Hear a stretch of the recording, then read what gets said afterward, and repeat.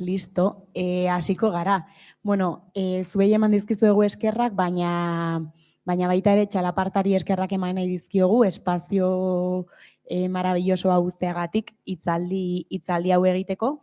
Eta, bueno, ja materian sartuta, hori ikusiko zenuten bezala, gaurko hitzaldia ekonomia feministaren ingurukoa da, eta gure asmoa da gaur ekonomia beste leku batetik begiratzea, ez? Horretara gonbidatu nahi zaituztegu gaurko hitzaldi honetan.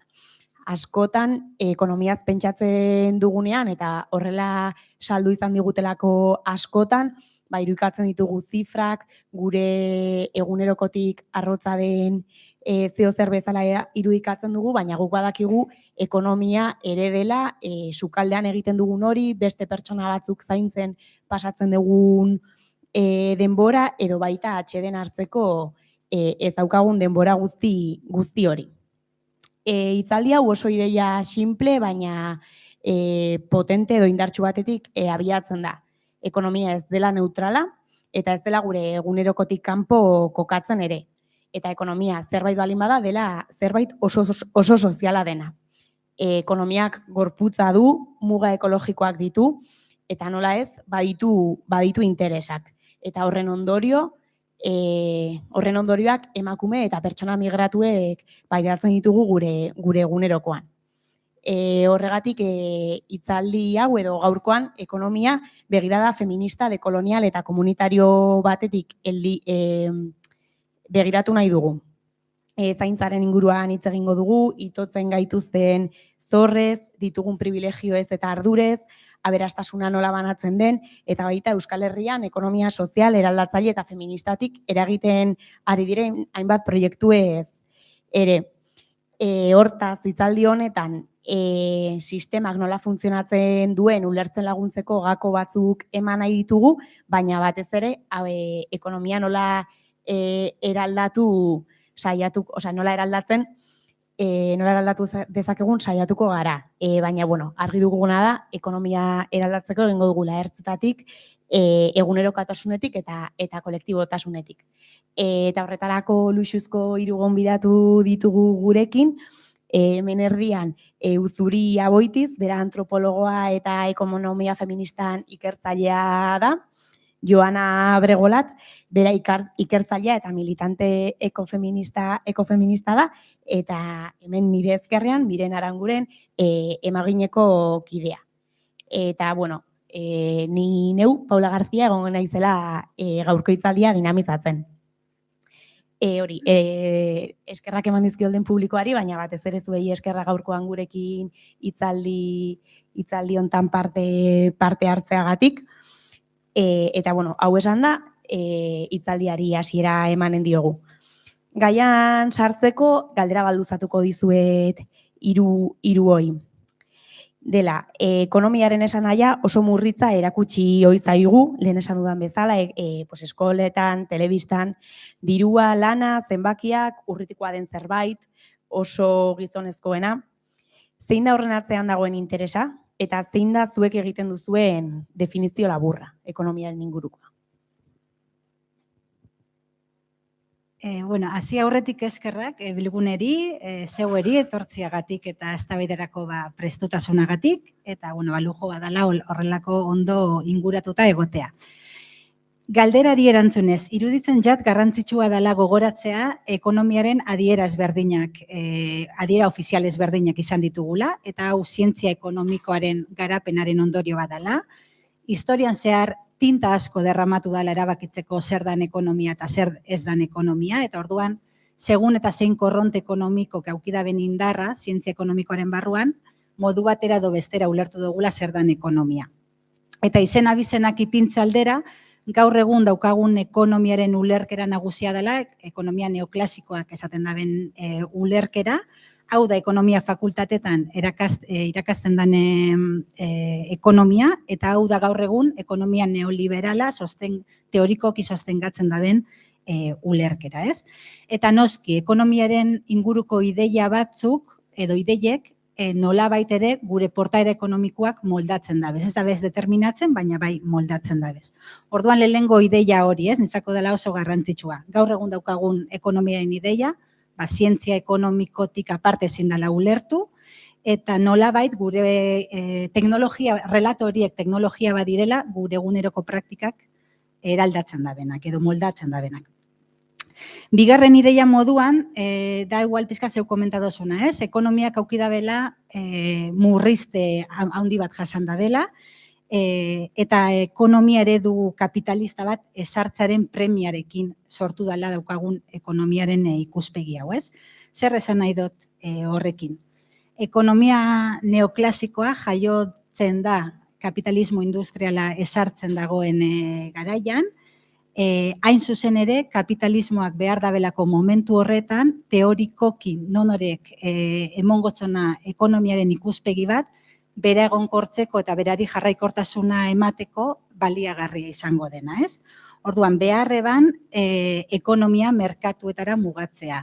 Beharreban sortzea ekonomiaren ikuspegi bat, teknikoa dana, bai, politikoki holan ezin dalako intervenitu. Honen aurretik, edo ekonomia neoklasikoak indarrean egon aurretik, esan existitzen bi esfera banatuen inguruko ideia hori, ez? Hori neoklasikoek sortzen dute.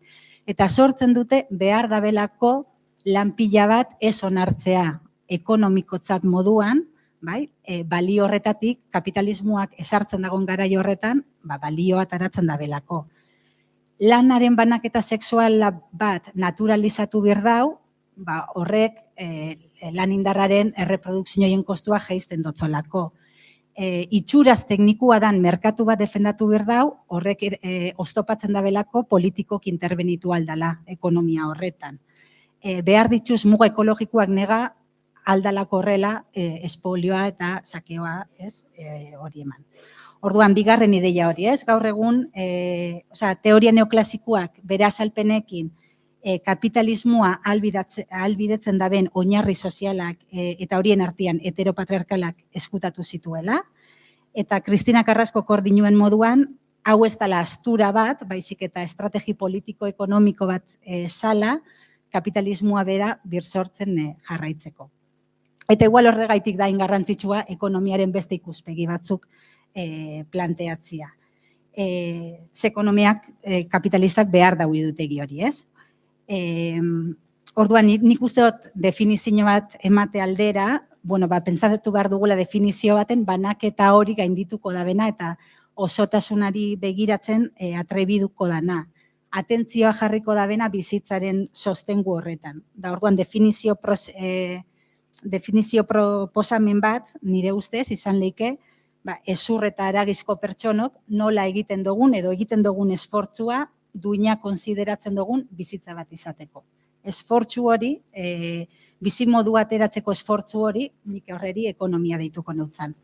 Eta hor, bi gauza kontuan izan da, edo bi detallito.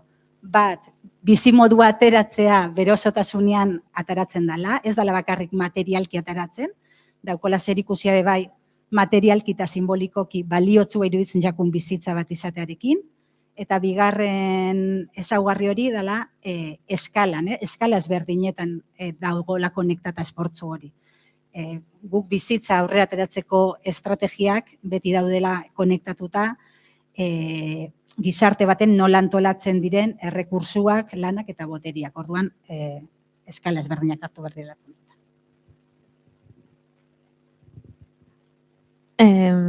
Moltes gràcies per convidar-me i moltes gràcies per fer-me visitar Irunya per primer cop. És la primera vegada que estic aquí.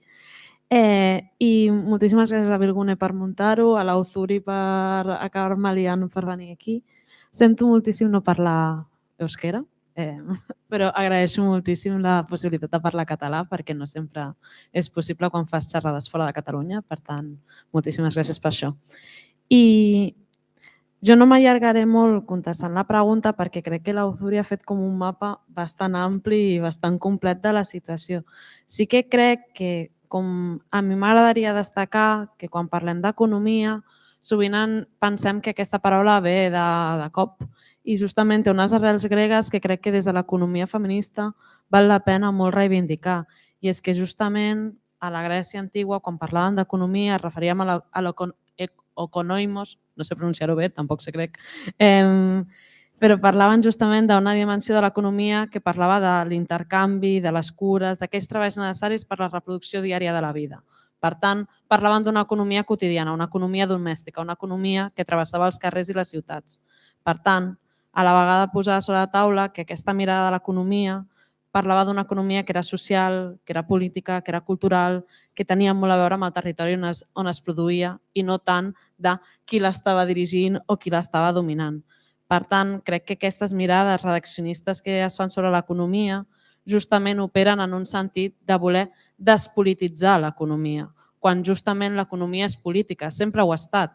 No és una cosa que ens estiguem inventant ni les marxistes, ni les feministes, ni les ecologistes en el camí, sinó que ens parla de com ordenem el nostre dia a dia, com jerarquitzem quines tasques, quins cossos, quins temps són importants.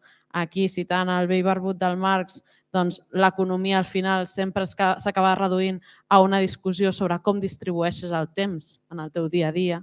I crec que això és un element molt potent, perquè si en el nostre imaginari col·lectiu opera aquesta imatge de que són senyors amb malatí que estan veient pantalles a Wall Street amb uns gràfics que ningú entén i que a sobre et parlen d'uns valors que no saps ni si són positius o negatius, però saps que a tu la vida segurament se't compliqui amb el resultat que vingui darrere, se't fa bola i et costa molt pensar que l'economia també va de tu, també va del teu dia a dia i que justament amb aquesta mirada als gràfics sembla que tot és mercantilitzable, sembla que tot és una cosa sacrificable perquè el numeret estigui en verd i que la gràfica segueixi pujant.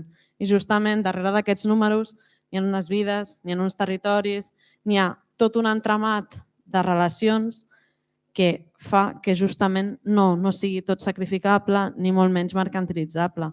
I llavors, com posar sobre la taula que quan parlem de que en la base de l'economia actual se situa la propietat privada, no estem parlant de la propietat privada en abstracte, estem parlant del factor de que si jo vull sobreviure a Barcelona necessito pagar un lloguer, necessito vendre la meva força de treball i per vendre aquesta força de treball jo he de tenir unes qualitats que em permetin competir amb la resta de persones que tenen la mateixa capacitat que jo per destacar, tenir una millor feina i alimentar aquest sistema. No parlem d'una cosa que sigui aliena a nosaltres. I quan parlem de l'acumulació per despossessió com un element central d'aquest sistema, no estem parlant de coses estranyes, tampoc. Estem parlant que del salari que jo trec, l'empresari treu una plusvàlua, però també el meu llogater s'emporta una part d'aquest salari amb una renda d'un segon circuit. Com que estem parlant de coses que ens atravessen en el nostre dia a dia, perquè no sé quantes de la sala pagueu lloguer, però això també és una forma d'explotació i d'extracció de la plusvàlua.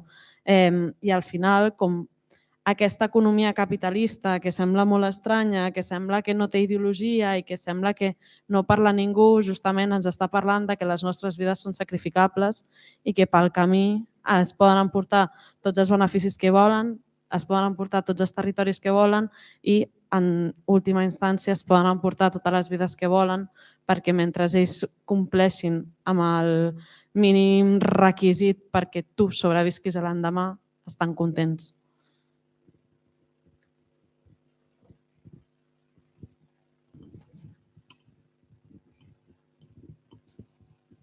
Bale, nik ezakit zer gehitu egia esan. Arratsaldeon.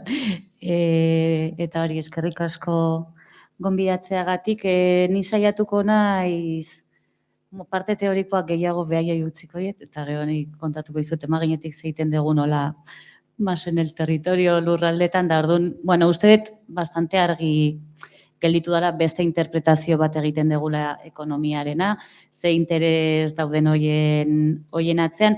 Nik ere ekartzen un pixka bat etimologikoki dakan esanaia, niri bere momentuan enteatu nitzanean oso harrigarria iruditu zitzaitelako, zegolako oso urruti, ez, egukenekan ulerkeraz, eta guk esan naete sozialki dakagune ulerkeraz eta kontatzen dut, bueno, egite dituten aldiro ikastarok edo horrelako gauzak, kontatzen duten zerbait da, ze bueno, jendeari harritze jo, ez, bueno, nolabait ekartzea ekonomiaren zentroa etxearen kudeaketa ona edo horrelako zerbait orduan. Bueno, pixkan ere abia puntua hori izan, ez, etxeko kudeaketez ari dan kontzeptu batetaz ari gara, eta pentsa orduan, bueno, zenbaterainoko perversioa ez egin degune, bueno, pues, kontzeptu hortaz, eta bueno, bueno, noski, sozialki egin degune antolaketaz. Nik uste etxe hori ulertu dezakegula, pixkat igual uzurik ekartzen digun eskala maila diferentetako zerbait bezala, osea, izan daitekela espazio txiki bat, lurralde txiki bat, edo lurralde zabalago bat, eta kudeaketari erreparatuta, bueno, nik uste banaketa honean, duinean, egoki, osea, bidezkoan oinarritzen den kudeaketa hortaz ere ari gehala. Niretzat ekonomia oso laburringo, osea, da egunerokoan bizitzeko behar ditugun baliabideen kudeaketa, eta horrekin lotuta egingo nuken zea da, konektatuta dagoela gure oinarrizko beharrekin, premiekin eta desioekin, inguruan ditugun aukera, baliabideekin, eta besteekin ditugun harremanekin, eta besteen parte horretan, sartzen dut ez bakarrik beste pertsonekin ditugune harremanekin, baizik eta mundu honetan gauden beste bizidun izaki kate guztiekin. Orduan, bueno, uste hori dela garrantzitsua ere ekartzea, ze askotan ere ekonomia lotzen dugu, ez, bueno, gizakiok antolatzen dugun modu bat, baina, karo, eskera egite jau, beste guztiari. Esango nuke, azken baten emakume gisa sozializatutako hoie gehala, edo hoiek egiten dugun guztia, dala ekonomiaren oinarria, osea, gure bizkar, sostengatzen da mierda hau dana, eta niretzat, bueno, ondo dago ekonomia feministari buruz hitzeitea, da itsasargi bat hori dana bistaratzen laguntzen diguna, ez, askotan entzungo zenut, eta hemen ez dut sakonduko, izebergaren irudi hori, ez, bueno, arreta jartzeion, bakarri puntatxo horrei, eta ekonomia feministak ekartzen digun urrazpian dagon hori dana, ez, nun sostengatzen digune, bueno, bazken baten, sistema heteropatriarkal, kapitalista, koloniala. Gustatzen zait Irati Mogoionek askotan jartzeitu oso adibide kuriosoak, eta nik batzutan lapurtze izkiot, eta hori ere lapurtuko jot, baina berak esatezun kafetegietan emakume andra talde bat ikusten dezunean, hoiek diela benetako ekonomia gabinete krisiak, ez? Osea, krisiei aurre egiteko gabineteak. Bueno, gustatzen zait, ze hor hitz egiten da, non erosteitugun gauzak, non dago den gauzak merkeago, ze estrategia baliatzen dituten, zaintzarako edo noa jun beharko nuken hau lortzeko, ez?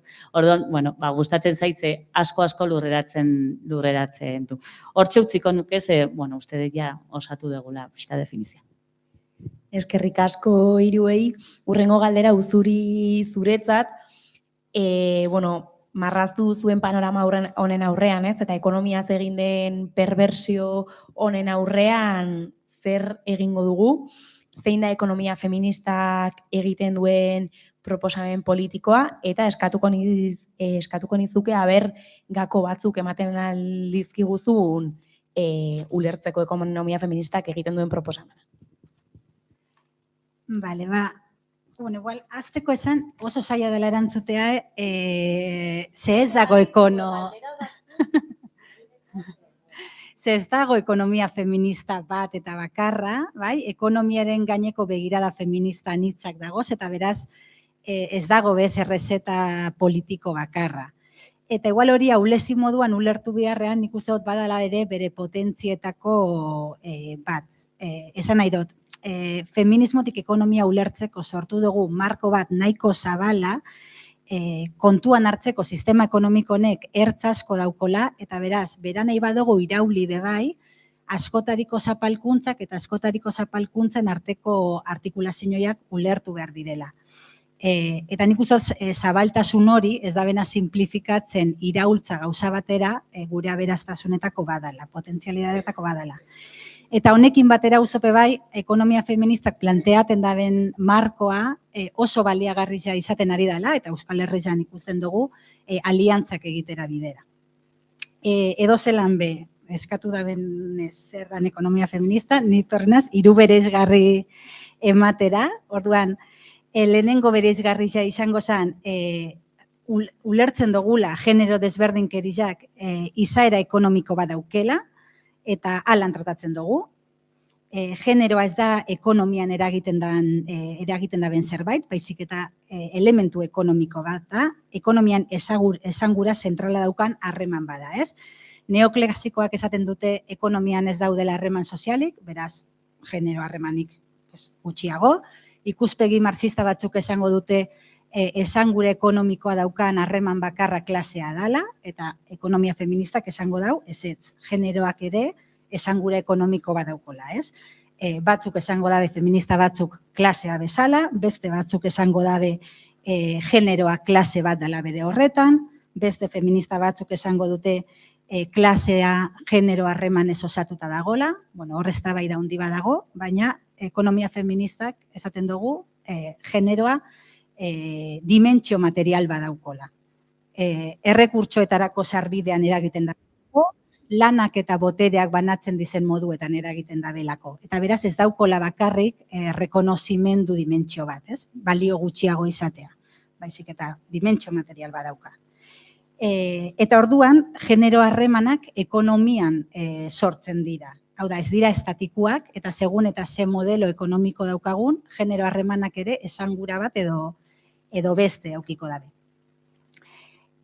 Bigarren bereizgarri bat, ekonomia feministaren bigarren bereizgarri bat litzateke genero desberdinkeriakin amaitzeko eta kapitalismoarekin amaitzeko ekonomiaren oinarri sexuala arakatu eta irauli behar dela. Baieztapen honetara heltzeko pauso ezberdinak eman izan dugu, ez? Lehenengo pausua izango zen, zaintzak biztaratzea eta balioan jartzea, esan ez direla ekonomiaren zatitxo bat, eta barbaridade badala sistema ekonomikonen azalpena emana izatea hau kontuan hartu gabe, ez?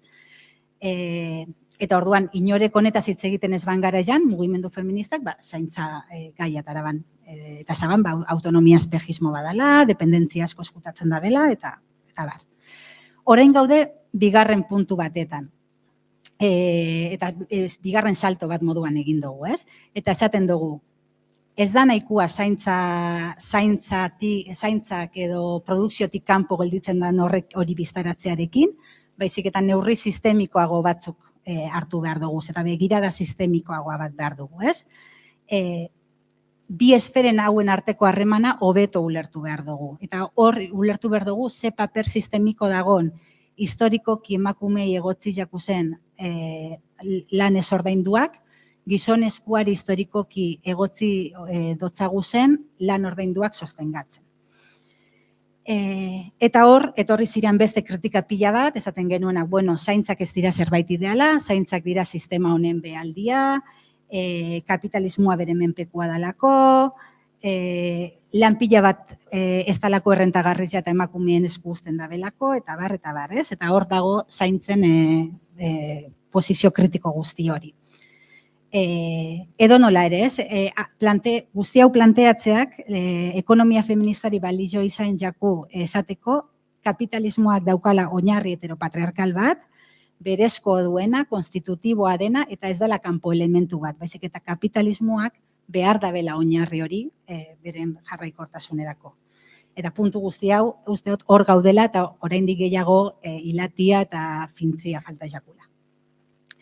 Eta hirugarren bereizgarria, eta hau litzateke segurazki proposamen politikoa bere horretan, litzateke ekonomiaren gaineko ikuspegi zabalago bat behar dugula, eta lan politikoz zabalago bat, ez? Eta lan politiko zabalago bat.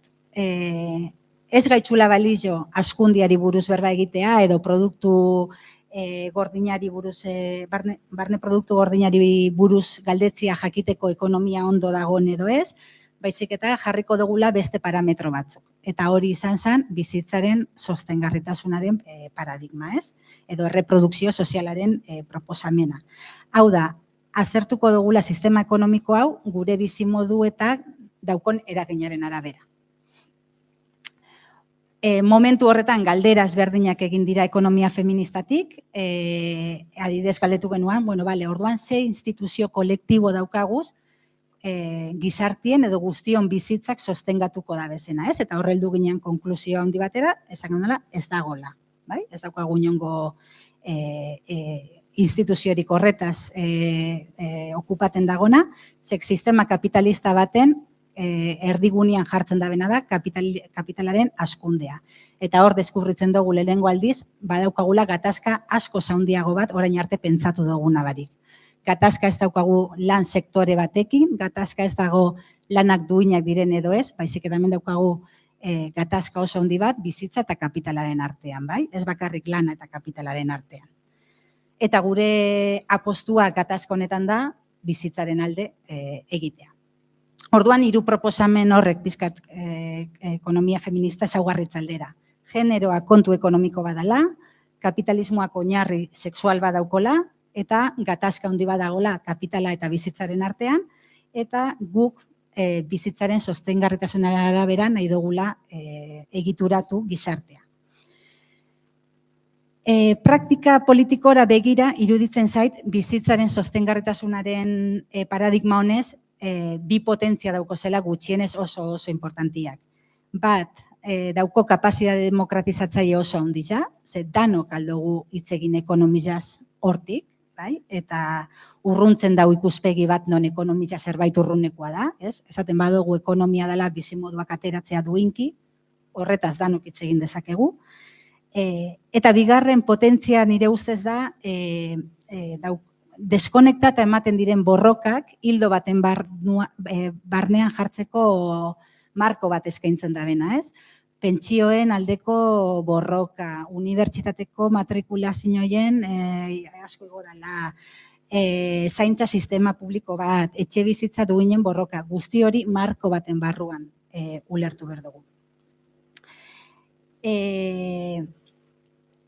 Potentziak horrek badira, nik uste dut gaur egun ere daukagu zela beste erronka batzuk, ez? Beste muga batzukin topatu gara bebai, eta erronken artean nik aipatuko neban falta ejakula bizitzaren sostengarritasunaren ideia hau askoz gehiago lurreratzea, ez?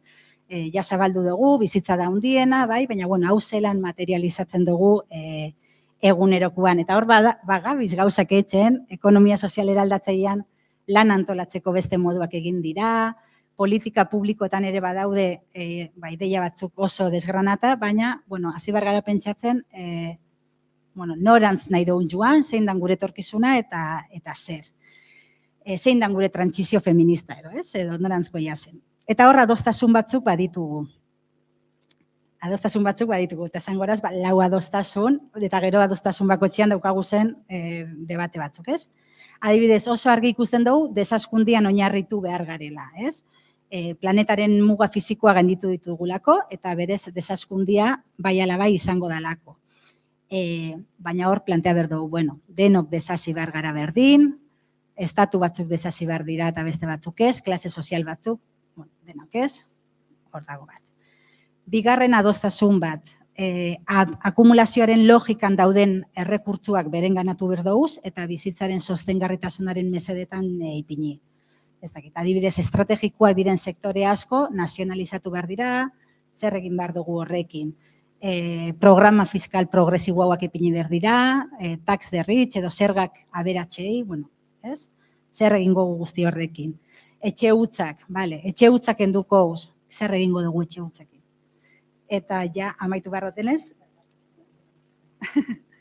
hirugarren adostasun handi bat daukagun adibidez, ez? Ez dakit, behar izanak asetzeko prozesua kolektibizatu behar dugu zela eta desmerkantilizatu, ez? Kontua ez dela danok diru gehiago izatea, baizik eta behar izanak beste modu batera edo dirurik erabili barik asetu ahal izatea. Eta orduan, zer egingo dugu, oinarrizko errenta unibertsalaren alde egingo dugu, edo zerbitzu publikoak indartuko ditugu, edo dena egingo dugu, ez? Guzti horiek desgranatu behar dugu. Eta laugarrenik, ez? Sozialki beharrezkoak diren lanak berrantolatu behar dugu, ez?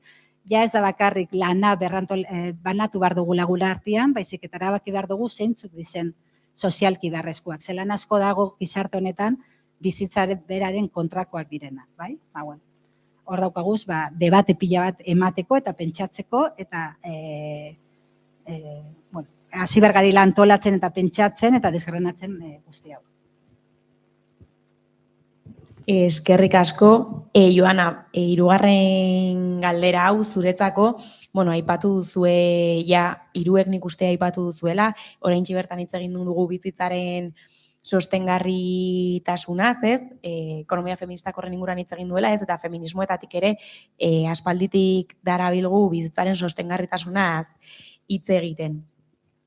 Baina zergatik da garrantzitsua ideia honetan gizaki eta komunitatez gain sostengatzen gaituzten eta ezinbestekoak zaizkigun ekosistemak ere barne biltzea, eta nola esango zenuke gurutzatzen direla indarkeria patriarkala eta klima larrialdia.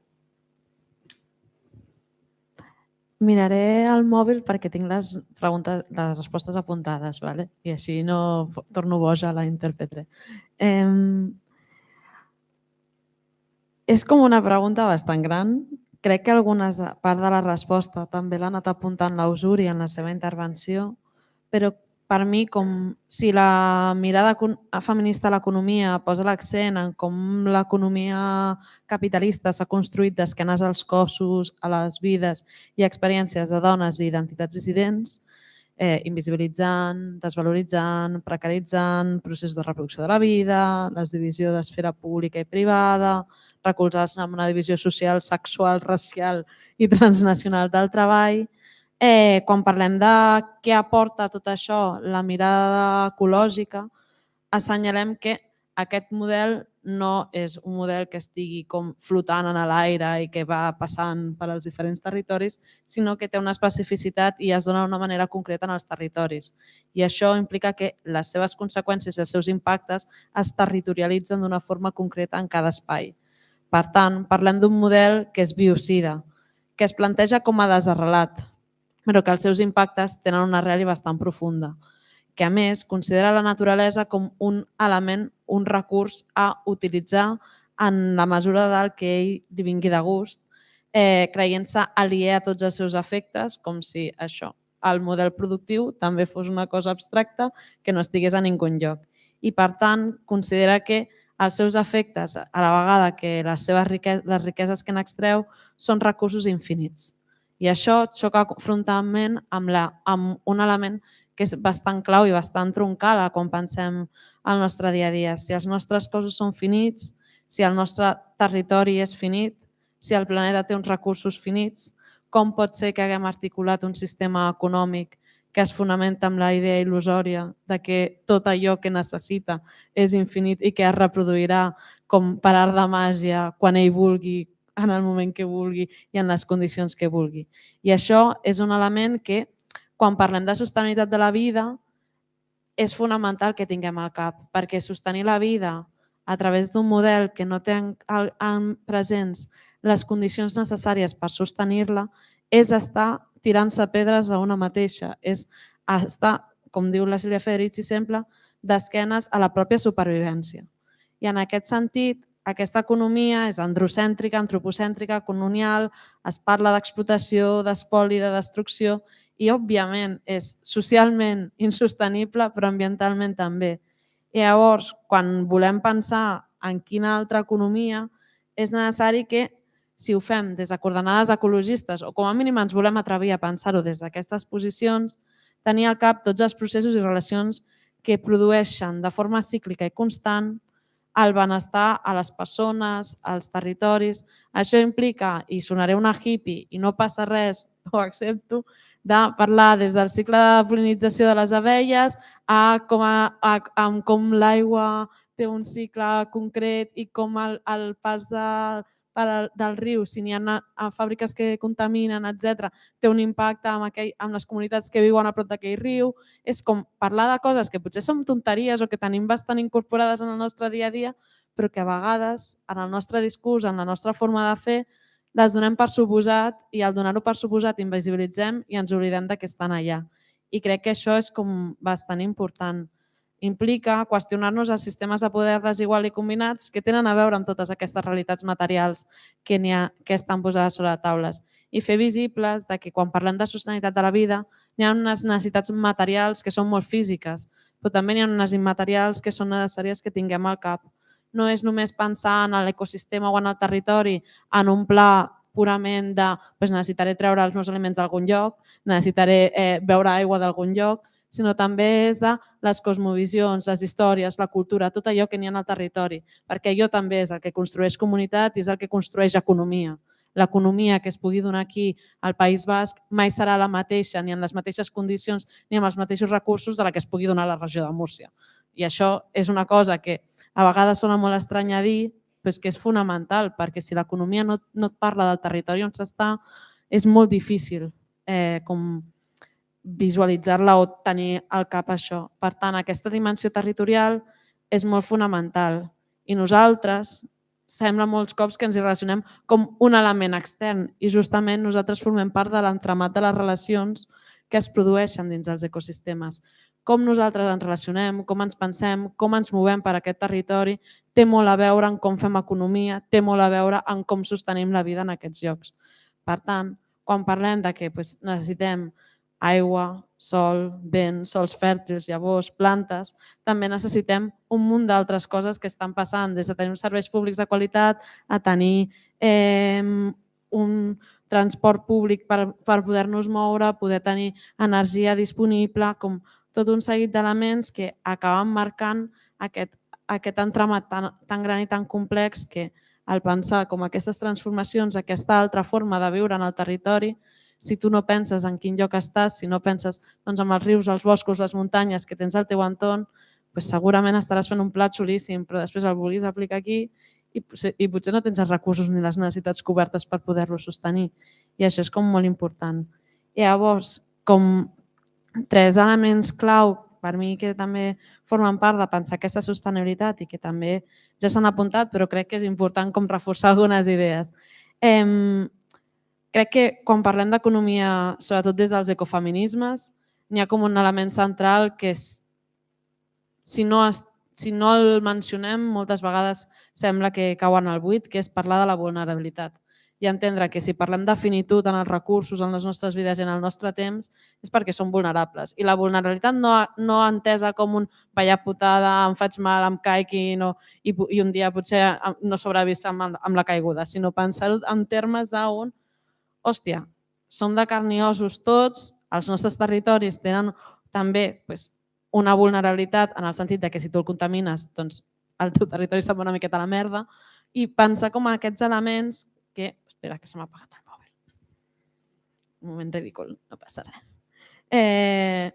Com entendre que aquests elements el que ens posen sobre la taula és que som també dependents. I és una cosa, i aquí ho assenyalava molt bé l'Ausúrida, ens han venut aquest conte que som autònoms, que no necessitem de ningú, que som aquest hombre xampinyón que apareix i que s'autoreprodueix sol i justament som persones que necessitem persones al llarg de la vida per poder sobreviure fins i tot en els moments que estem bé, perquè a totes ens agrada una abraçada o tenir un plat de taula un dia de merda o que algú t'hagi fet la rentadora i no te l'hagis de fer tu. I a la vegada també necessitem tot un seguit d'elements com són l'aire, el sol, totes aquestes qüestions ens posen sobre la taula que som ecodependents. I no és només l'aigua o l'aire, sinó és també la qualitat d'aquest. No és només tenir un menjar, sinó que aquest menjar sigui nutritiu i que t'aporti l'energia necessària per tenir un bon dia, poder fer les teves tasques.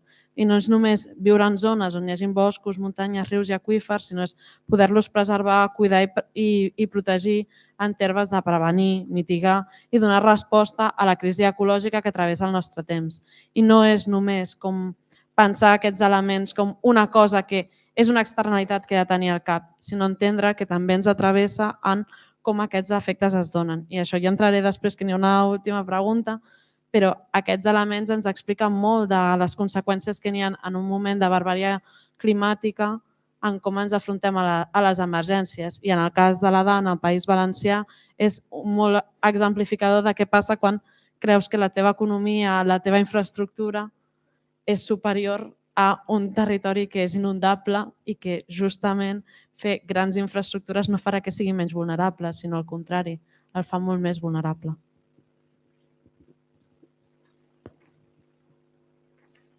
Vale, miren, hurrengoa zuretzako. Bai Uzurik, Joanak eta zuk ere aurretik esandako guztiarekin esan genezake egungo ekonomiak sistemaren logikei men egiten diela eta beraz, sistema patriarkal, kolonial eta kapitalistari men egiten diola egungo ekonomiak. Baina, aipatutako abizen guzti hauetaz gain, jakin badakigu erregimen heterosexuala ere aztertu beharreko elementua dela, ez garelako alderdi kultural hutsei buruz hitz egiten ari, baizik eta metaketa kapitalistari eta egiturazko desberdintasunari eusten dion zutabe ekonomikoari buruz baizik. Erregimen heterosexualaren arira, orientazio sexual bat izatera murriztetik oso urruti, emakume kategoria mendeko talde gisa sortzen eta naturalizatzen duen sistemaz ari garelako etengabe ez. Eta gainera aldi berean, ekoizpen unitate bezala ulertzen dugu familia bera, non, aipatu duzuen bezala, emakumezkoek ordaindu gabeko etxeko lanak egite dituzten gizon eta kapitalismoaren onurarako. Erreprodukzio sozialerako kostua murrizten baitu horrek, eta esan dugunez, bizitza sostengatzen duten ezinbesteko lan horiek orain arte modu doakoan egin diren. Guzti honi, zer gehituko zenioke? Zein paper esango zenuke daukala erregimen heterosexualak harreman ekonomikoak antolatzerako garaian? Ez que leheno esan detenean, behitu ze galdera egin dizkiguen, ni onta zainitza. Bereziki. Irutze zaitelako erantzuna badagola galderaren aurretik, orduan, bilguneak erantzun du. Baina, zerbait gehitzearen, humore pixka jartzearen. Esan da, heterosexualitatea edo heteroaraua nahi bada, dala egungo sistema osatu eta mantentzeko oinarria, norma bilakatzen zaigu, eta hoixe dala, sistema kapitalista, koloniala antolatzeko eta mantentzeko gako importante bat, edo ezinbesteko kate begi bat nahi bada antolaketa ekonomiko kapitalistan, ez? Nik uste horrek bermatzen dula, leheno Uzurik ere kartzen zigun, sexuaren araberako lan banaketa, eta, sistema barkatu dimensio publiko, eta esfera publiko eta pribatuaren arteko banaketa hori, eta horien arteko asimetria hori, eta, non emakume hori egozten zaigun, etxeko eta zaintza lana, baita inguruaren zaintza zen elikadura bermatzea, ustete ide hauek, pixka bat txertatzen joan behar degula, igual, gure narratiba txiki hauetan, eta, hau da, bizitzaren sostengoaz arduratzen dana merkatu ekonomiak iraun dezan, alegia, emakumeok egiten dugun lan guztiaz apropiatzen dala, eta ondorioz gure lanaz eta sortzen ditugun baliabide guztiez desjabetzen lortzen du hori, ez? Horrek sortzen du prestigiozko egitura bat, nik esango nuke, maila simbolikoan garrantzitsua zer den eta baliorik gabekoa zer den zehazten duana, baina areta gehiago eta hortaz ere hitz egin dute bai Uzurik eta bai Joanak sortzen dula egitura material bat, non emakumeok erabateko desabantaila egoera baten jartzen gaitun.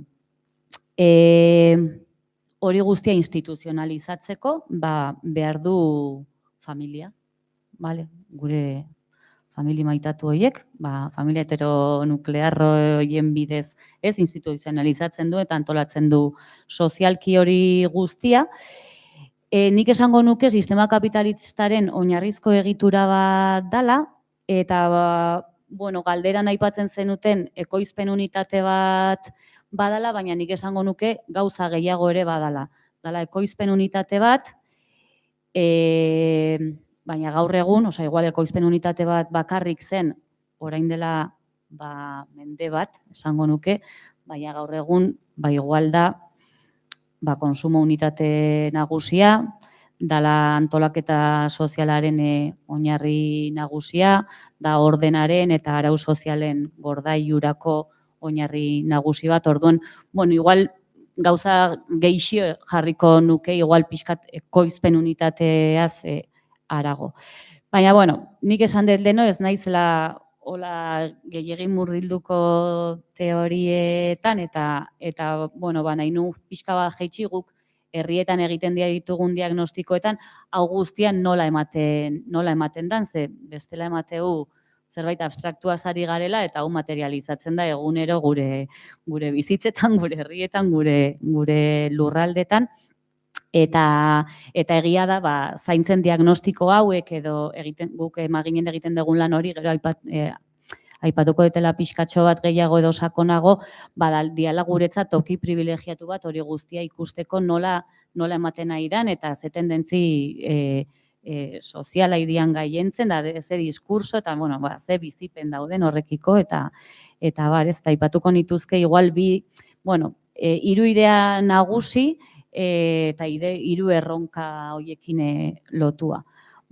Ez da ezer berria, baina emakumeok izaten jarraitzen degula zaintzaile nagusiak, baina diginko pertsonen zaintzan, aurren zaintzan, gazteen zaintzan, inguruaren zaintzan, edo zer zaintzan, hor gaudela emakumeak zaintzaile nagusi gisa, igual diola nolako egitura familiarra dagoen, esan nahet, ze famili mota dauden, zein den zarrena, zein den gazteena, zen bagean, igual dio, hor gaientzen jarraitzen du betiko ardura nagusia emakumeak izaten, etengabe ateratzen zaigun lanzama, karga mentala, epai soziala, hori da etengabe agertzen zaigun zerbait, igual dio galdetzen diegun amak direnei, ama gazteak, dianak desgaitasuna atenditzen dutenak, lurrarekin lotura dute, igual dio, horiek dia etengabe ateratzen zaizkigunak, gehi kulpa, gehi no seke, hori guztia,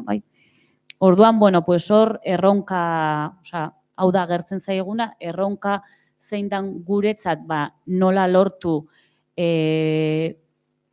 desfeminizatzea hau guztia, desfamiliarizatzea hau dana, ze politika publiko garatu behar dian horretarako, baina nola deseraiki behar dugun emakumeok ere zaintzaile rol hortatik harago, Ze, karo, gero, dago tensio bat, dakagun ikuste tensio bat, gero aipatuko dut pixkatxo bat hola derrefilon, baina dakagu tensio bat, nun nahi ditugun bizitzak erdigunean jarri, eta horretarako, jakin badakigu, bizitzen zaintza nahi bada beste kontzeptu bat igual dit, baina bizitzen reprodukziorako behar degula, elkar zaindu, elkar babestu, elkar lagundu, lo que sea.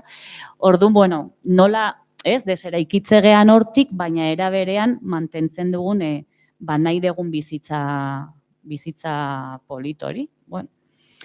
Gero, etengabe agertzen zaigun beste gauza bat, da sexuaren araberako lan banaketa hori reproduzitzen dela, baina baita etxe barruetan ere, ez da bakarrik publiko-pribatu hori, espazio oroko, gizarte, baizik eta geho etxeetan, familietan, horrea jeiste zeanean ere, dala esageratua zebanaketa egiten dan. Esan nahi, dago narratiba bat, eta guk, diskurso bat, guk asko entzuten duguna, de gauzak aldatzen ari dira, gizonek gehiago zaintzen dute, behitu nola egiten ari diren, hori badago asko gugoazenean gure desfeminizazioaren diskursoekin, esateko, baina, ari gara pixka bat urte batzuekin, ikusten nahi geana da, bai denboran dedikazio aldetik, ez da la berria zuentzat, baina bai denboran dedikazio aldetik eta baita lan banaketa, zelan egiten ditugun emakumeok eta zelan egiten dituzten gizonek ere oso banatuta dago, alegia zeintzuk egiten ditugu guk, errepikakorrenak, zikinenak sozialki ez, konsideratzen dian hoiek, parkea eta jolasa gizonena dan, adibide tonto bada, baina hori reproduzitzen jarraitzen dugu, eta uste dut hori ere gertatzen zaigula, oso, bikote heterosexual gertukoenetan, oso militante dian hoiekin, hori dana ere ez dala urrutiko gauza bat, gure gurasoekin zutena, gure aitona amonek, urrutiko jende batek, gure oso testuinguru gertukoan ere gertatzen dan hori, reproduzitzen dela lotxari gabe, eta esango nuke bereziki umeen hasieran ikusten ari gehala desoreka horiek zeharo nabarmentzen diala, eta horde erronka nola gizonen interpelazioan uste gehiago sakondu behar degula, eta hor nola ekarri beste antolaketa batea, eta gu egia da prozesu askotan gizonakin ez gehala eoten, eta uste gehiago behar degula, eta gehiago interpelatu behar ditugula. Igual da autoerronka pixkatez emaginako. Eta azkena, gatazka familiar, bikote gatazka horiek, nolabait ganditzeko, zer egiten dugu, beste estrategia batzuk baliatu, alegia beste emakume batzuk kontratatu lan hori egiteko. Eta hor, egiten nahi geana da, emakume migratuak, razializatuak, edo gazteak, euskaldunak batzutan ere, emakumeen aurren hasieran laguntzeko, porque hor ez ditugu nahi, emakume razializatuak eta migratuak nahi ditugu euskaldunak eta peto-petoa gainean, nahi bada. Orduan, horrei guztia ere, nola puskatzen ditugunez, kate global horiek, eta beste zapalkuntza kate horiek. Eta azkeneko kontu bat, guretzat badala garrantzitsua igual aidetasun feministen hildo hau pixkatxo bat indartzea, alegia familia heteronuklear hori nolabait baztertzeko ahalegin haundixiago bat egin behar degula. Iruditzen zaigu egia da, emaginen hasi ginela pixkat lan hori egiten, igual gehiago nahi bada, maila teoriko diskursiboan eta ez gehala jeistenari asko, baina, bai sinistuta gaude, borroka feministaren ezinbesteko lan bat izan behar dula, egitura familiar hori, nolabait borrokarako hildoetara ekartzea, eta aidetasun era berriak sortzea, horiek arautzeko sistemak ere begiratzea, eta espazioan antolaketara ekartzea, hori dana ustete badala erronka bat. Eskerrik asko. Hurrengoa berriro ere zuretzako, Uzuri, ekonomia feministaren baitan zorpetze prozesuak aztertu izan dituzu menperatze ekonomikorako tresna gisa.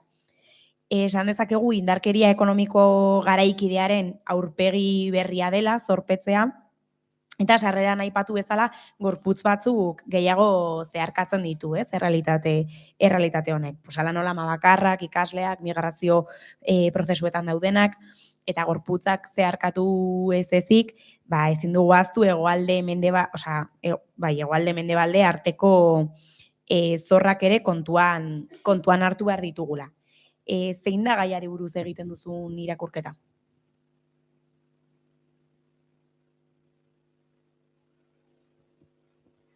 Hala da, azken urteetan zorpetze prozesuak ikertzen ibili naiz eta jarraitzen dut oraindik, endera urtetxo batzuk Joanarekin, eta horrik, aztertzen gaudena da, zelan zorra dagoen paper berri bat hartzen, eta zelan bihurtu dan gaur eguneko esplotazio, estrakzio eta indarkeri mekanismo nagusietako bat, ez? Eta horretan zelan uste dugun oso estrategikoa dela fenomen honen irakurketa feminista bat egitea, eta berau gure agenda politikoan sartzia.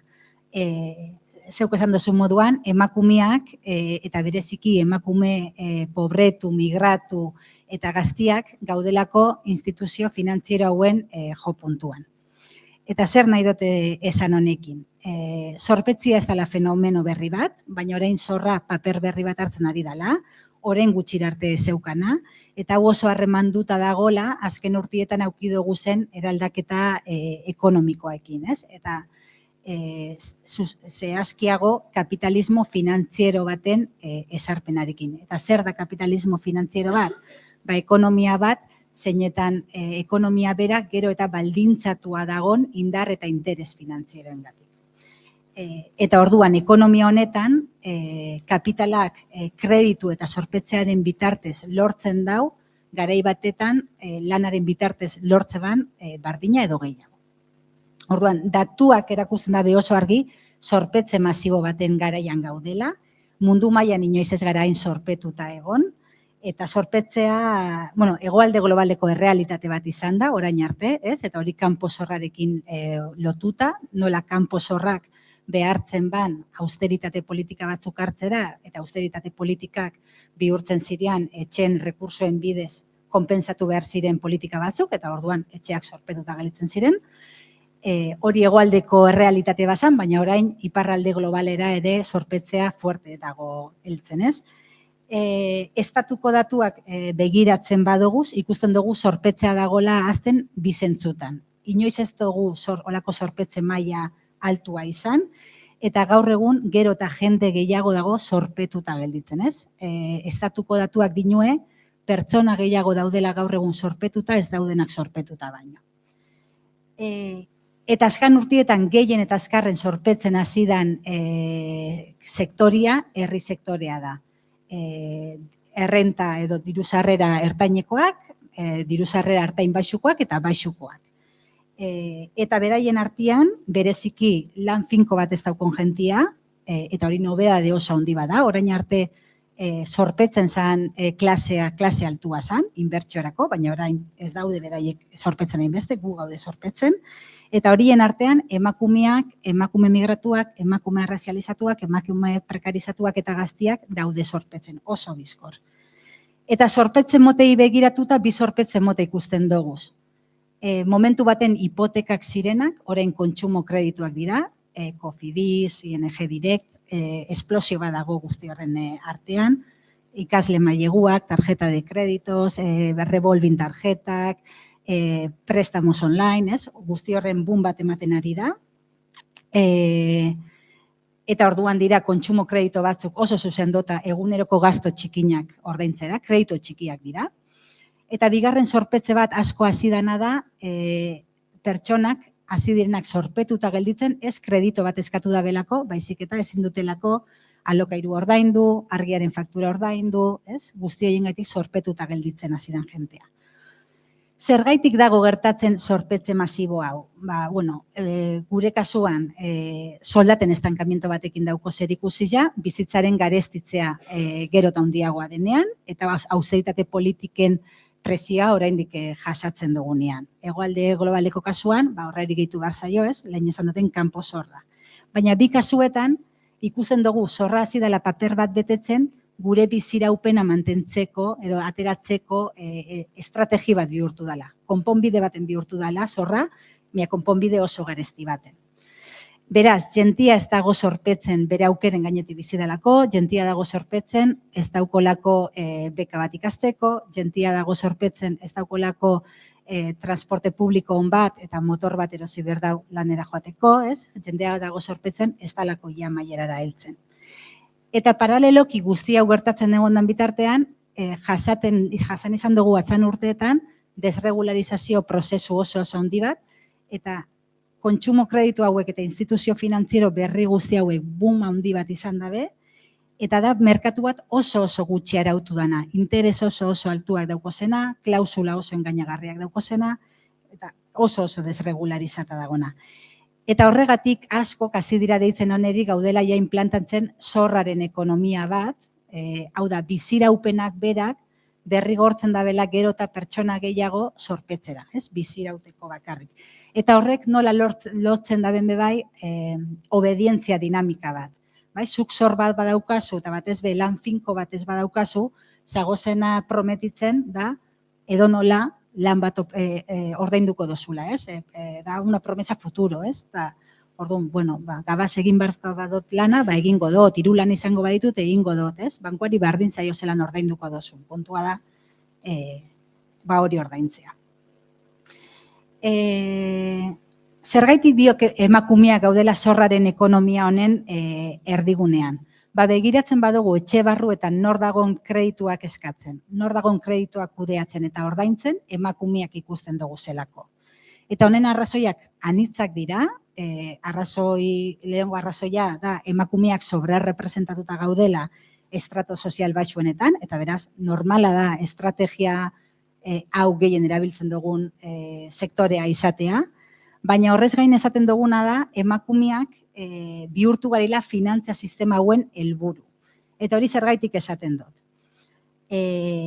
Alde batetik, zuzen emanduta dagolako historikoki egotzi zaizkigun funtzio edo ardura erreproduktiboekin, gugandik espero dalako etxekuen ongizatia eta biziraupena garantizatzeaz arduratuko garela, eta orduan aurrekontuen zulodana beteko dugu zela, edo zer egingo dugula diru sarrera batzuk betetzeko, orduan finantzieren aurrian emakumeak zordun onak moduan irudikatzen gara, gugandik espero dalako zorrei erantzutea ama, emazte eta alaba on baten erantzunkizunen disiplinak emoten daben, edo disiplina bardin horrekin.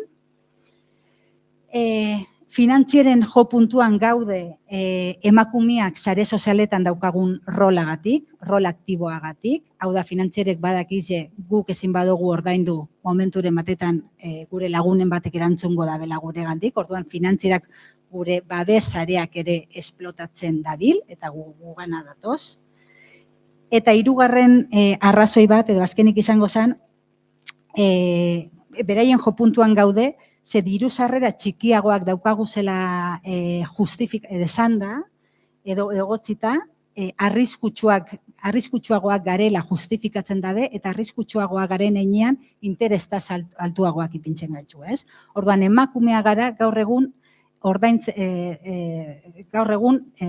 gizonak baino askoz interestaz altuagoak ordaintzen dugu. Eta hori benetan larria da batez ere emakume migratu eta arrazializatuentzat. Hauei, kriterio arrazial eta sozialak esartze dutzelako eta arriskutsuagoak oraindik izendatzen da bezalako, ez? Beraz, instituzio finantzieroak ez gaituzte guztioi esplotatzen, berdin, emakumei bestei baino gehiago esplotatzen die, eta batez ere emakume migratua eta arrazializatuei.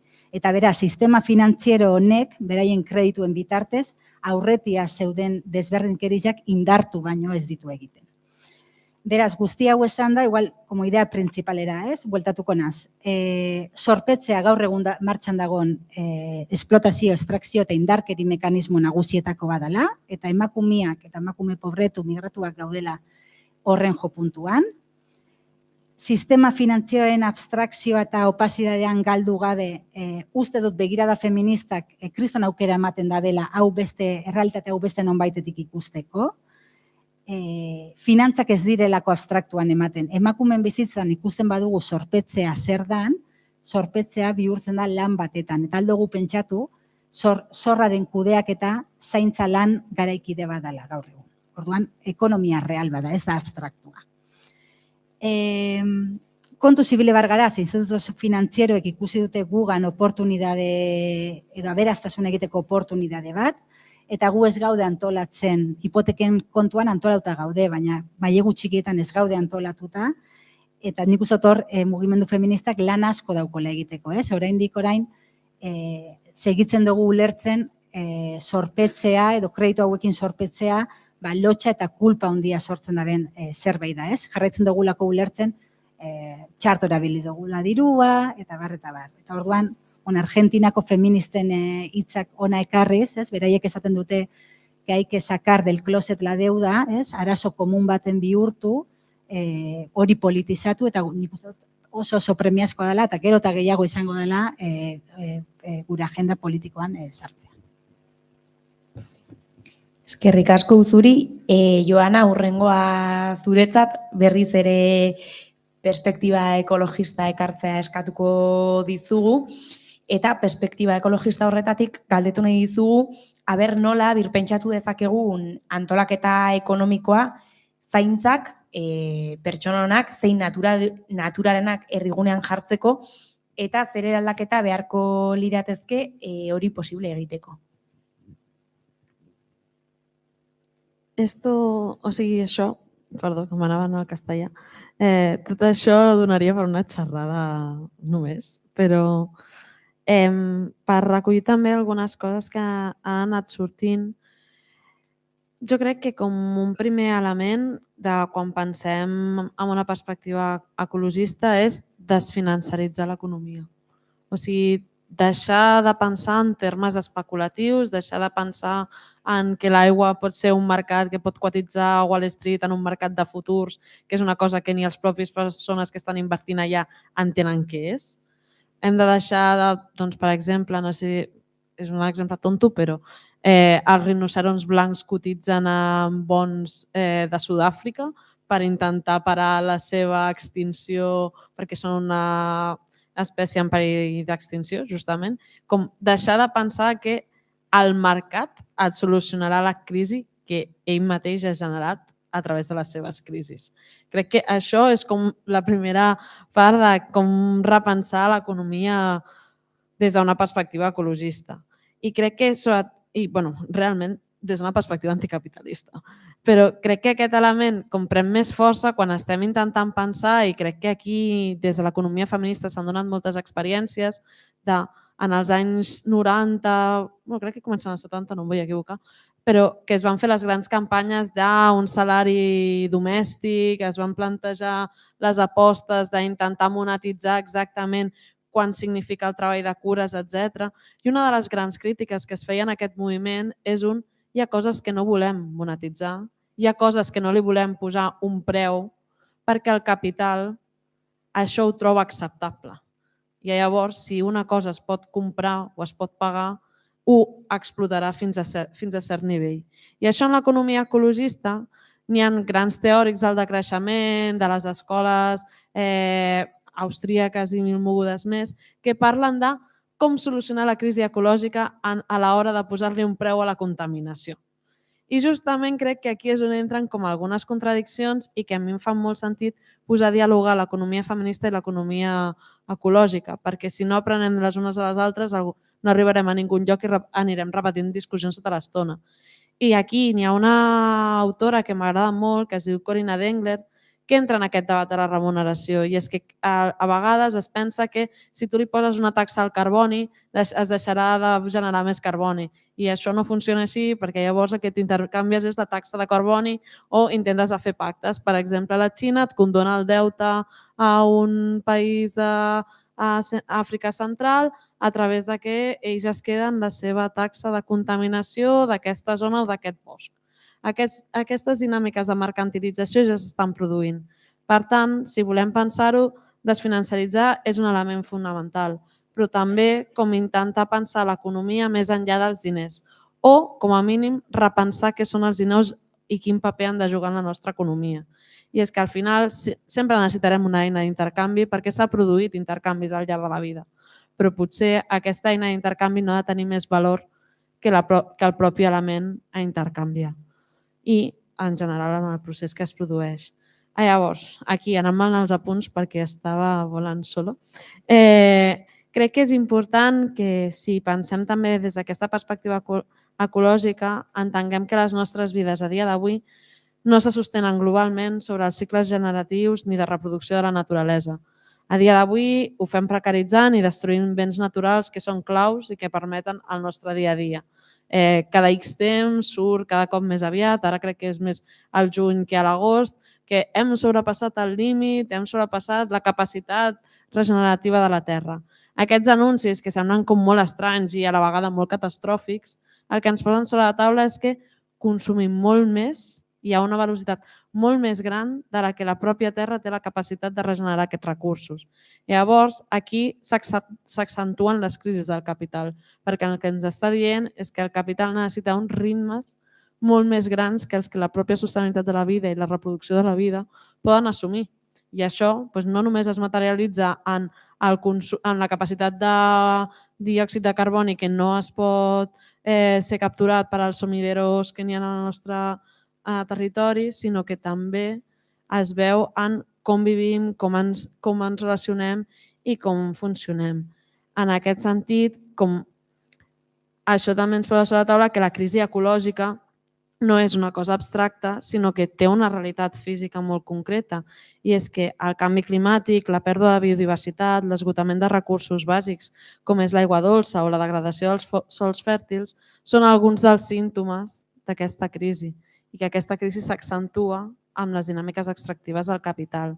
Per tant, com intentar pensar aquesta reorganització de l'economia, el que ens posa sobre la taula és que hem de parlar de les realitats materials, físiques i energètiques que hi ha en aquest planeta, de la importància de respectar els cicles naturals d'aquells béns que disposem i d'entendre que això s'ha de fer des d'unes lògiques democràtiques i internacionalistes, sobretot perquè moltes vegades sembla que si tu contamines l'aigua d'un riu, només aquell riu està contaminat, però aquest riu no es queda quiet, aquesta aigua no es queda quieta, el mateix passa amb l'aire, tu no contamines l'aire d'una ciutat i ja està.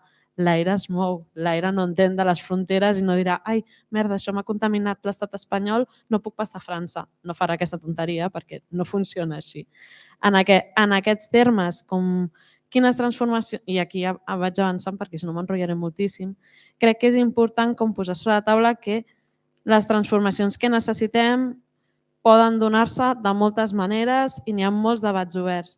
I aquí, sobretot en l'àmbit ecologista, n'hi ha com sempre una tensió de què és més important, la urgència o el procés per acatar la urgència. I llavors apareixen posicions reformistes que sota banderes pragmàtiques creuen que un Green New Deal ho solucionarà tot, que si ara fem una col·laboració público-privada amb tal empresa que sembla xulíssima, segur que ho solucionem, quan, per altra banda, el que ens passa des de certes posicions radicals és que es parla molt del fi, però no dels mitjans per arribar al fi. Llavors, crec que com aquesta combinació una miqueta difícil de portar genera que en el debat n'hi hagi bastanta deshonestedat entre nosaltres i que ens ataquem de la forma més fàcil, però que ens costi com pensar quins entramats o quines eines són les que ens ajudaran a avançar cap a certes posicions. I per mi aquí n'hi ha hagut un moment que ja les estava anunciant l'Auzuri directament, que era parlar de decreixement, parlar de nacionalitzar serveis estratègics, serveis públics, tots aquests elements són claus i per mi això es veu com recollit sota la demanda de parlar una planificació democràtica de l'economia. I parlar de planificació democràtica de l'economia, n'hi ha amics meus que comencen a dir s'ha tornat sexy una altra vegada. Jo no sé si mai ha estat sexy parlar d'això, però com a mínim el que ens permet és parlar de democratitzar i desmercantilitzar l'accés a recursos necessaris per tenir les nostres vides en condicions dignes. De parlar de models que no siguin ja només de gestió pública, sinó que també tinguin en compte la dimensió comunitària i la dimensió territorial, que no serà el mateix mai fer un servei d'emergències sanitàries a una ciutat que fer-ho en l'àmbit rural i que els temps de resposta hauran de ser diferents, per posar un exemple. I que moltes d'aquestes qüestions que ens poden donar peu a parlar de planificació democràtica de l'economia, com pot ser l'habitatge, com pot ser el sector laboral, vindran des d'una posició de conflicte, perquè moltes de les coses que puguem plantejar o anticipar ja es troben en sectors en crisi o en plenes crisis, com pot ser la crisi de l'habitatge. Per tant, hem de ser capaços de moure'ns en el conflicte i no intentar-lo evitar, perquè també molts cops sembla com que si entres en el fang, si et poses a discutir o si et poses en certes posicions, n'hi haurà un malestar. Jo, com a mínim, tinc una perspectiva marxista d'aquestes qüestions i és de la tesi a l'antítesi, n'hi ha una síntesi i en aquesta síntesi segurament surtin coses molt més interessants que les que haguem pogut produir en un primer moment.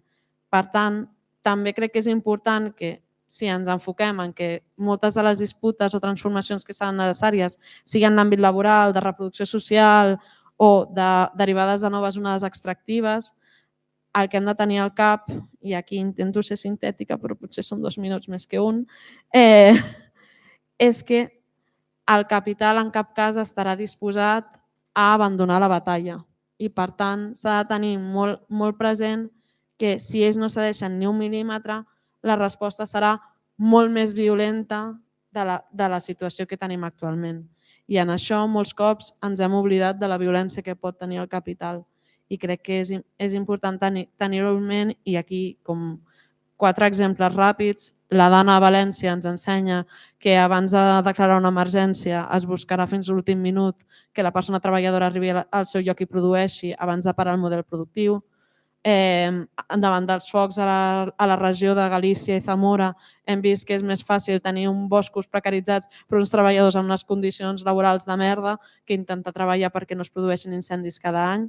I aquí qui va fer milions i milions i milions són les empreses vinculades al món de la fusta, o respostes a nivell més internacional de Xile davant de la reforma de la Constitució. Una de les ofensives més grans que venia a haver en el procés de constituent va ser que no es fes pública l'aigua, perquè l'accés a l'aigua a Xile és privat i seguirà sent privat perquè és un gran negoci per les elits xilenes. I finalment, ara mateix, no sé si esteu al cas del que està passant a El Salvador, però ens trobem amb una desregularització de tota la mineria salvadorenca per poder fer pactes amb Estats Units. Per tant, n'hi ha elements que el capital sempre posarà per davant la seva manteniment que la possibilitat de mantenir unes vides en condicions dignes. Eskerrik asko, Joana.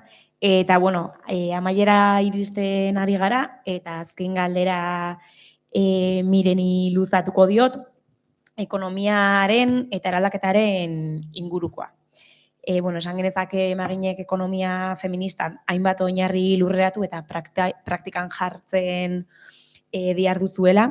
Euskal Herrian lurreratzen diren eta dituzuen bi gairen inguruan galdetu nahi dizuke. Alde batetik, aipatu duzu aurreko galderaren erantzunean, baina duela 2 urte mugimendu feministak ditutako zaintza sistema publiko eta komunitarioa aldarrikatzeko ditutako greba feminista orokarraren parte izan zineten, eta zuek udaletan zaintzaren gaia nola lantzen duzuen, hori alde batetik, aipatu duzuela ja gauza batzuk, eta bestetik ekonomia sozial eraldatzailearen baitan larrutik interkooperazio feministaren parte zarete ere. Eta pixkat bi proiektu horiek edo bi gai horiek zertan datzan, zertan zabiltzaten eta horren inguruko galderatxoa.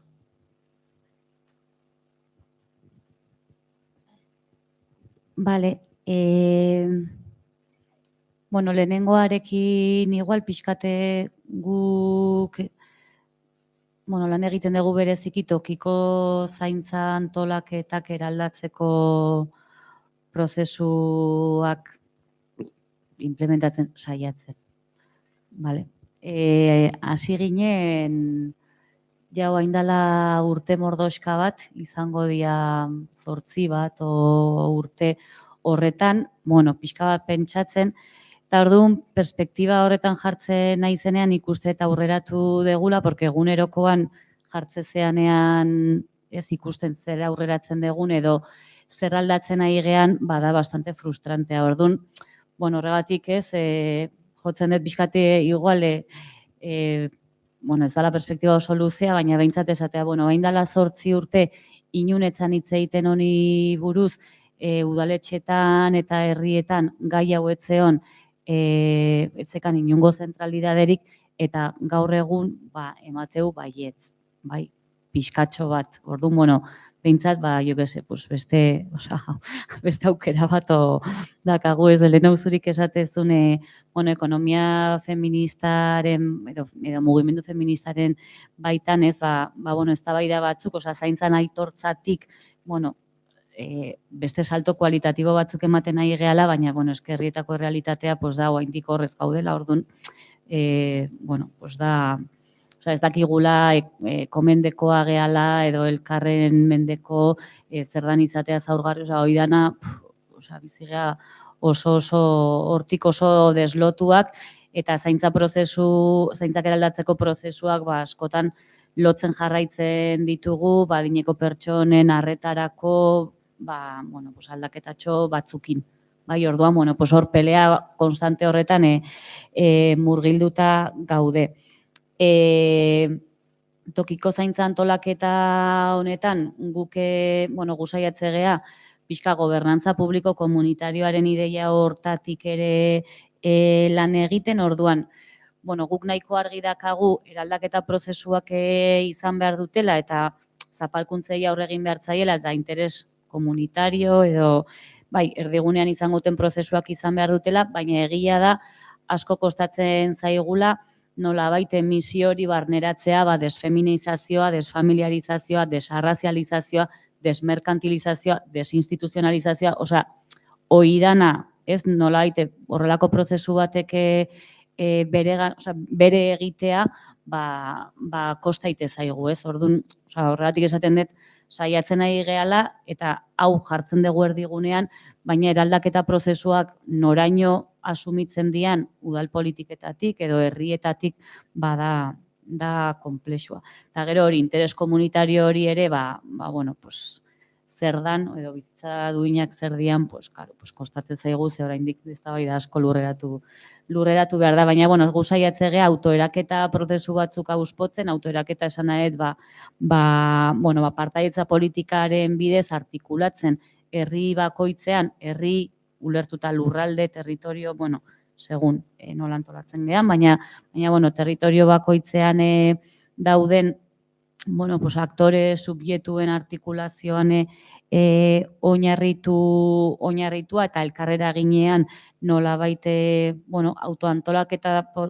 autoantolatuko den prozesu bat martxan jartzen, baina egia da, hemen oraindik gobernantza eredu hortatik oso urruti ikuste ditugula herri asko,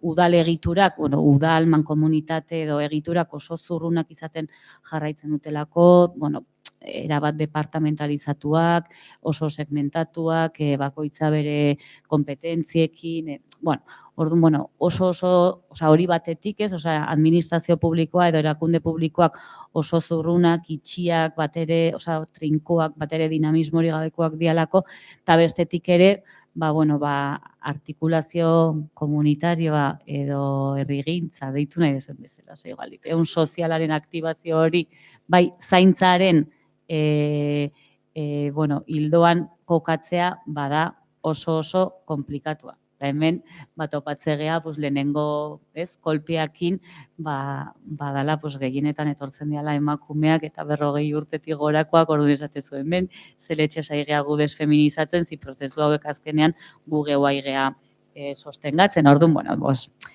gure kontrasantxoekin, hoxe.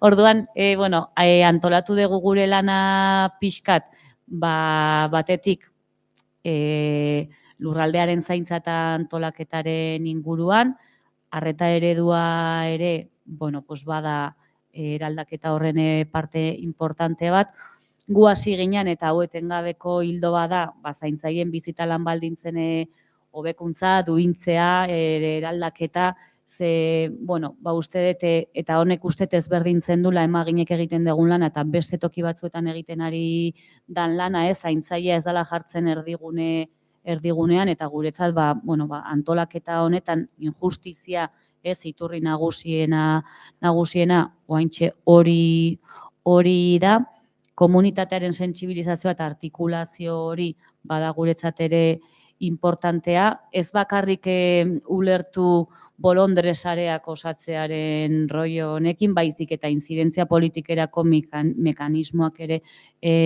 sortzearekin. Eta, azken aldian, aigea ere buelta batzuk ematen, bizitoki politika, kolektibo bat eta zaintzaile bat ere txertatu behar dela estrategia hauetan, elikadura, agroekologia, hori ere txertatu behar dela horrelako prozesuetan. Ez orduan, ikustezu, 8 urte daramagu eta guaigea ikasten eta saiatzen hori guztia lurreratzen, baina, esandakoa, erronka pila batekin. Hori batetik, eta gero larrutik bada, guretzat hola espazio seguro bat, ez dakit goxoki bat, toki atsegin bat lanerako, elkartu gea bertan bereziki Gipuzkoan lanean aritzen gean elkarte eta kooperatiba feminista batzuk, sinisten degunak lanaren buru jabetzan. Da un temon, baina bueno, pues azkenean gure lana autoantolatu degune pertsonek osatzen dugu hori, izan izaera juridiko batekin, elkarte izaera adibidez emaginen kasuan, edo izan kooperatiba sozial eraldatzailearen kasuan, baina bueno, apostu egiten degunak, lan profesionala ere izan dadin askatzeko toki bat, eta ez guztiz eta definitiboki lotzeko. Orduan, bueno, hemen badakit eztabaida handia dakaula, baina bueno, pues hoiek elkartu gea. Egia da, pues ekonomia feminista, hemen egin dugun irakurketa hortatik abiatze gehala, toki diferentetatik, bakoitza ere binkulatzen da horrekin ezberdin, ze, bueno, pues jarduera oso ezberdinak egite ditugu, batzuk oso hezkuntzarekin eta eskuhartze feministarekin lotua, baina beste batzuk, igual ez dakit arkitekturarekin edo beste eremu batzuekin, orduan, bueno, pues hor ezberdin kokatze geha. Orduan, hori ekonomia ikuspegi feministatik jardute hori da importantea, erdigunean saiatze geha kokatzen gure bizitzak, gure kolektiboen bizitzak, zaintzak eta gorputzak, eta egia da elkarrikaspen prozesua aberatsa izaten ari dela, guretzat importantea da saretuta egotea eta lehiaren logika horretatik ateratzea, ze batzuk bagea lan berdin egiten dugun elkarteak, eta orduan udaletxe batzuek deitzen digunean, da esate digunean, Farapi, proposamen bat egin, emagin egin proposamen bat, eiera egin proposamen bat, orduan deitze geha, eta esate du, zein egin gogu proposamena, porque igual diru hori interesatzen zaigu, orduan, hor ikasten ere, elkarlan hori nola egin daiteken, lehiatik nola atera gaitezken, o inkluso lehiatu behar badegu, izan dadila modu, ez dakite, zea baten, egoki baten, da horregatik itziten dugu ze soldata dazkagun, ze prezio jartzen ditugun, ze aurrekontu egiten ditugun, biluzte ariketa hori ere da pixkate, saiatze geana ekartzen edo ezagutza partekatu eta elkarrekin hausnartzeko espazio bada, egia da oaintxe euskaratik lan egiten ari gehala, hori izan da guretzat importantea hasieratik, naiz eta jakin badakigun horrek, muga batzuk ere ekartzen ditula. Merkatuaren hazkunde edo logika horretatik saiatzen ari gea ateratzen, baina egia da oraindik gure harremanak desmerkantilizatzeko estrategia zehatzik ez degula proposatu, edo gure harremanak nola izan daitezke, zer eskaini aldiogu elkarri eta ez monetarizatu, ez harreman hori, ez gea oraindik iritsi, baina izan da eztabaida bat, eta pixka gure lan baldintzen eta pixka gure bizitzako hobetzeko hortan, gea elkarrekin ikasten, zenbat ordu egiten dugun lan, zenbat opor egun, ze soldatak, ze ez dakitzer, ze malgutasun maila dago, ze ordutegietan, ez dakit hori dana, guk ere estrategia berabili genuen, honek ez zigu funtzionatu, honek, orduan hor, partekatze hortan, uste dut, toki polit badala mantxua, ze, gure eguneroko praktikan, bakoitza dago pixka bere elkarte edo kooperatibara, baina, hilabetean behin elkartze geha, eta horrek, emate izkigu estrategia berri batzuk. Asik horrekin, bintzat, ezain frustratua. Oso ongi, eskerrik asko hiruoi elementu pila bat jarri dituzue mahai gainean hitzaldi hontan. Imaginatzen dut galdera asko, edo igual oraindik galderarik ez, informazio guztia prozesatu behar dugulako, baina, orain publikoari luzatuko diotitza, galderarik baduzue, komentariorik, edo zer gauza, orain txeda momentua. Mikroa pasako dizuegu, hitzaldia grabatzen ari garelako eta galderak ere entzuteko. Eta hori galderarik baduzue, esan, eta zuena hitza.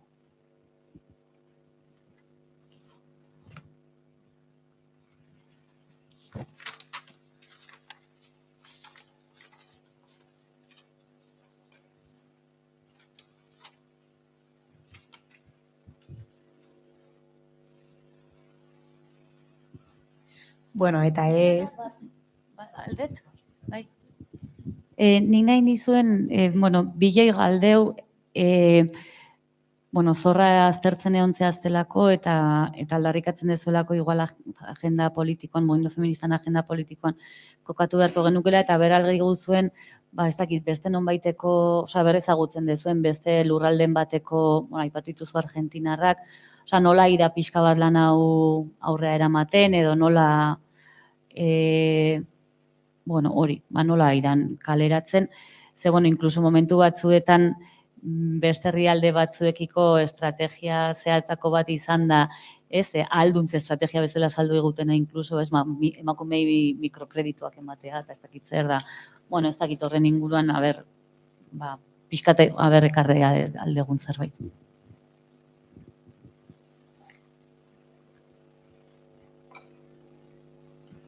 Adibideak dagoz asko, Argentinarrak adibidez aukidabe kriston politizazioa euren kasuan oso lotuta 2018tik aurrera hartzen dan FMI-rekin zorra eta hori zelan bihurtu dan endeudamiento masibo baten eta hor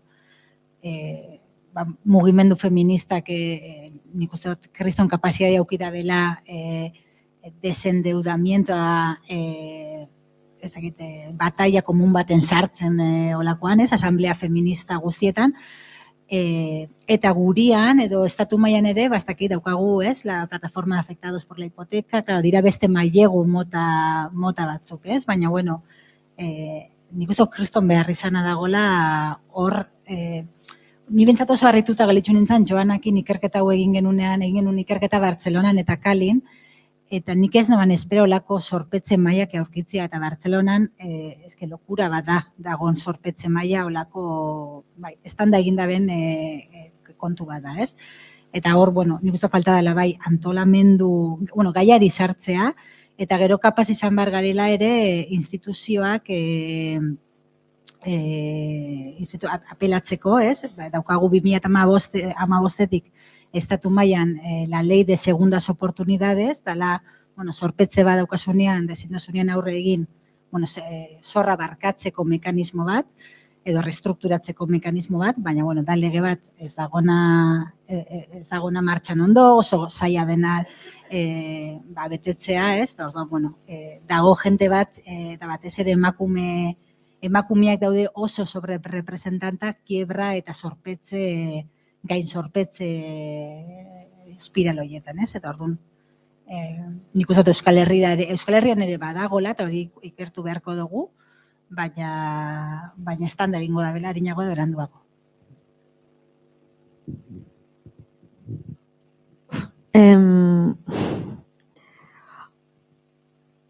Jo sóc una friki, com a punt de partida d'aquesta qüestió, i a mi la qüestió del deute em crida molt l'atenció des d'un primer moment, des del punt de partida de crec que no conec ningú del meu entorn que no s'hagi endeutat en algun moment de la seva vida. Posant per cas dels meus pares per comprar-se un pis van haver d'agafar una hipoteca, per comprar-se un cotxe van haver de demanar un préstec. Jo, per poder treure'm el carnet de cotxe, que no ho he fet, també m'he endeutat per poder-lo pagar. Com que són com coses molt mecàniques però que tenim com supernormalitzades.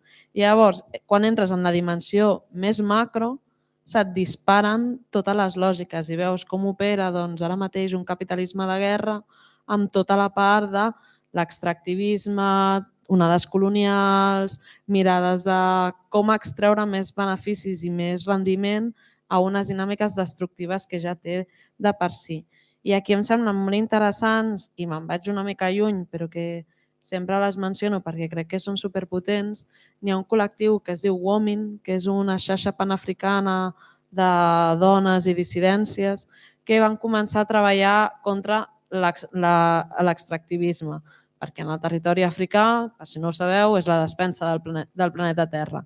I en aquest sentit, el Banc de Desenvolupament Africà en un moment donat va començar a donar crèdits molt baratos a grans empreses transnacionals per l'extracció de recursos en el territori, però també per la creació de grans infraestructures. I això alimentava tot un seguit de lògiques de guerrilles, de conflictes armats en el territori que ja estaven presents i que anaven més enllà. A la vegada apareix l'actor més gran, que a dia d'avui seria Xina en el territori, i comença a fer del deute també un negoci. De través de, si un país havia agafat un deute amb una empresa a través de cedir-li uns terrenys, però aquells terrenys no havien donat el rendiment adequat, l'empresa li posava una multa, li posava una demanda, el que fos, i llavors l'Estat acabava pagant-li a l'empresa per quedar-se en el territori i fer la gestió que hi havia promès fer. Però com que no treia el mateix benefici, doncs el treia per una altra banda. Llavors apareixen com diferents estratègies, com la cancel·lació del deute, t'apareix Xina i et diuen, tranquil, Estat, jo et pagaré el deute, però tu em dones aquesta part del teu territori perquè té una riquesa natural que em va bé. Llavors, com aquests elements comencen a operar d'una forma que semblen molt estranys, però de cop tens gran part del territori d'Àfrica Central a mans del govern xinès. Tens una altra part que està a mans del govern de la Índia i veus com diferents potències a nivell global comencen a repartir-se de nou un territori que mai ha tingut ni la sobirania de la seva pròpia gent per poder decidir com vol ser governada, com vol posar les fronteres, etc. Com un exemple que em sembla molt clar. I aquí hi ha una coalició que és CADTM, que quan vam estar a Brussel·les amb l'Ausuri vam tenir com la possibilitat de reunir-nos amb ella, i és el Comitè per l'Abolició del Deute a nivell global, que això al 2015 ho estava patant, actualment no ho està patant tant, però és una xarxa eminentment africana i que tenen discussions de com gestionar el deute, dels impactes que té, del procés colonial, tot aquest procés d'endeutament primigeni, i genera tot un seguit de discussions que al final el que ens parlen és de com descolonitzar les finances, que crec que també és un altre tema enorme i que també dona per xarles, cicles, conferències i congressos a part, però que al final ens posa sobre la taula de que el subjecte del deute, com estàvem dient, no és només feminitzat, sinó que és racialitzat, és del subglobal i sovint és l'alteritat de l'alteritat. O sigui, estem parlant tota l'estona d'una dinàmica d'empobriment que no té fi i que quan troba com el límit en una persona busca la comunitat, busca qui sosté dins de la comunitat i va més enllà. Per tant, com per mi, si pensem en exemples territorials de com abordar el deute, em ve a nivell de Marroc la gestió al voltant de l'aigua, em ve a nivell de Sud-àfrica els processos en contra de la privatització de la sanitat, però també em venen tots aquests altres elements davant de l'arribada d'una gran extractiva, la migració de tot un territori i de cop apareix com aquest element. I després aquí, ja ho ha apuntat l'Ursuri parlant de tema d'habitatge, però a mi sempre em ressona el cas de l'energia i de tot el treball que s'està fent al voltant de l'energia és un dret, sovint estem desinformades, no tenim gaire clars els nostres drets energètics i llavors com poder treballar amb el factor de l'aigua és un dret, hauries de tenir un bo, si no pots accedir ni als bons de solidaritat ni en bons socials de l'energia, com mil i una eines que a vegades semblen invisibles, però és que no és només tenir dret a un sostre, és que en aquest sostre n'hi hagin els mínims per poder sobreviure en ell. I si tu no tens energia, és molt complicat. Llavors, crec que ens falten experiències, crec que ens falten assemblees contra el deute o per estar desendeutades. Crec que va haver un moment interessant a nivell europeu amb totes les mobilitzacions de la Troika. No crec que torni a ser mai més com va ser en aquell període, perquè crec que ara és més micro, és més invisible, és més violenta i és més com penosa, no sé com dir-ho. I en aquest sentit, crec que el que ens falta sobretot és treure del closet, com deia l'Ursuri, i és començar a reconèixer-nos també com a subjectes que tenim deutes però que a vegades també generem deutes, com intentar desmitificar el deute i intentar entendre aquesta relació econòmica i fer-la canviar de bàndol.